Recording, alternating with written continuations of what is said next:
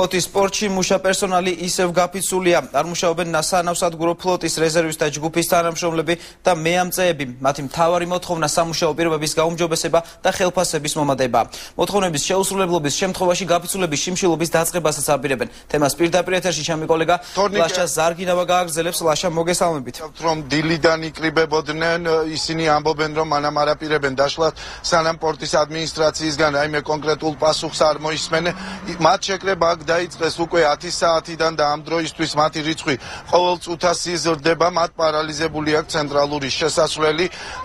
ცენტრალური შესასვლელის პარალიზებას აქ მოყვა მცირე ინციდენტი, როდესაც ადმინისტრაციის თანამშრომლებს არ მიეცათ ცენტრალური შესასვლელიდან შესვლის საშუალება. დაცვის თანამშრომლები შეეცადნენ, რომ მოშიმშილეებისთვის გაეწიათ წინააღმდეგობა, თუმცა ამის მიუხედავად მათ არ მისცეს ამის საშუალება ადმინისტრაციის ერთ-ერთ თანამშრომელს.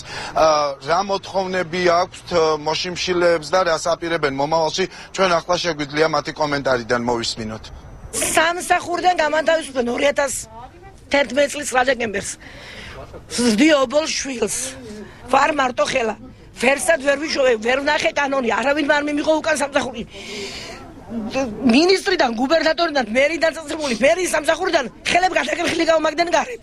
რო არ მომეთხოვა სამსახური. ეხლა აქ დავждები, გამოაცხადებ შიმშილობა, სანამ არ დამაკმაყოფილებენ. ჩვენ ვიწყებთ უბადო შიმშილს, არანაირი იმედი არ აგვაქვს. იურიდიულად რომ ამას რაღაცა სარჩული ექნება ან მოვიგებთ, ხელი მოწერილი გვაქვს და ესე გვეუბნებიან რომ ვერ მოიგებთ, მაგრამ ის უკიდურესი ფორმით რაღაცა უნდა გადაიხადოს, ჩვენ ამის იმედი გვაქვს.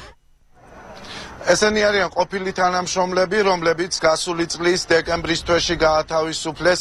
აქედან გამომდინარე, მათ არ აქვთ იმედი, რომ იურიდიულად რაიმე ფორმით მოხდება მათი სამსახურში აღდგენა, თუმცა ისინი, როგორც მათგან მოისმინეთ, დაშლას არ აპირებენ.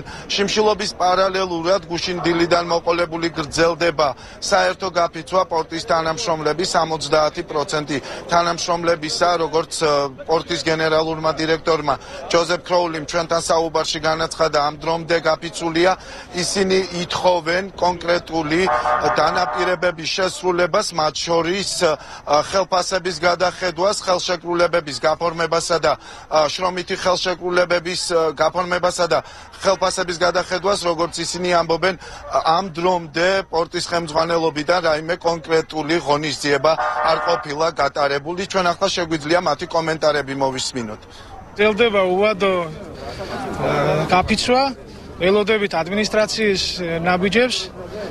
ჩვენ შეგვიძლია შევთავაზოთ ასეთი გეგმა, რომ ყველა ორგანიზაციის კომიტეტის წევრებთან ერთად დაждენ და გადახედონ ხელფასებს.